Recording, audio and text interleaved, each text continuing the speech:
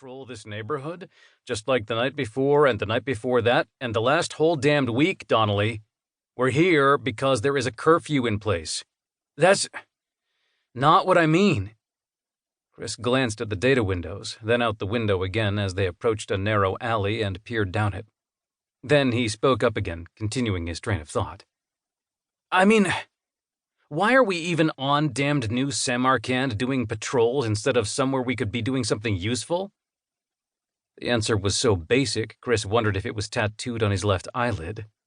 "Last time I checked, part of the Army's mission was to stop rebellions. We're supposed to protect humanity from all enemies, human and inhuman."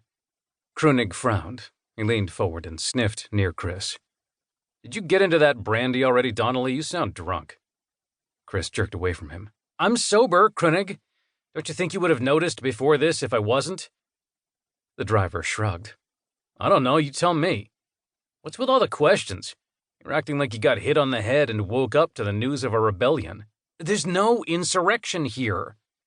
Chris narrowed his eyes at someone frowning at him through a window one level above the street. "It's just a bunch of assholes with too much time on their hands. The government thinks one's coming. Based on what? Ghosts make up a lot of shit so they can sound important. That's all this is." Chris grunted in disapproval. Some ID bastard trying to justify why their budget shouldn't be cut.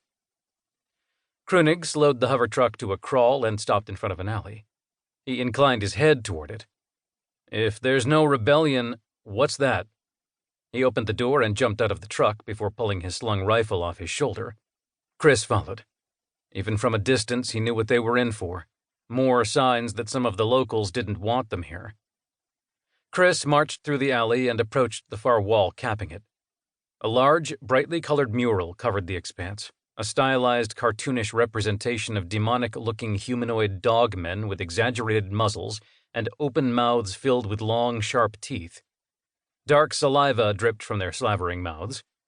The dogmen wore UTC Army uniforms and were depicted stomping on cherub-like children, complete with golden wings. The cherubs covered their heads in a feeble attempt to defend themselves. A mushroom cloud blossomed in the distance. The building design, the multicolored bracelets, and the star in the image made it clear where and what it was depicting. But if that wasn't enough, large blue letters spelled out the message, "End the oppression of New Samarkand. Go home, UTC dogs." Oppression, Krunig read with a snort. Without UTC funding and backing, this colony wouldn't exist. Now that they have the cities set up and the terraforming going on, they suddenly decide they're oppressed. He gestured with his rifle toward the mural and looked over his shoulder. "This is why we're here, because some idiots don't know their colonization history. It's just graffiti. Stupid and rather childish graffiti at that. Besides, at least in this one, they aren't making us look like space raptors." "You'd rather they make us look like weird killer dog soldiers?" Krunig asked. Chris shrugged.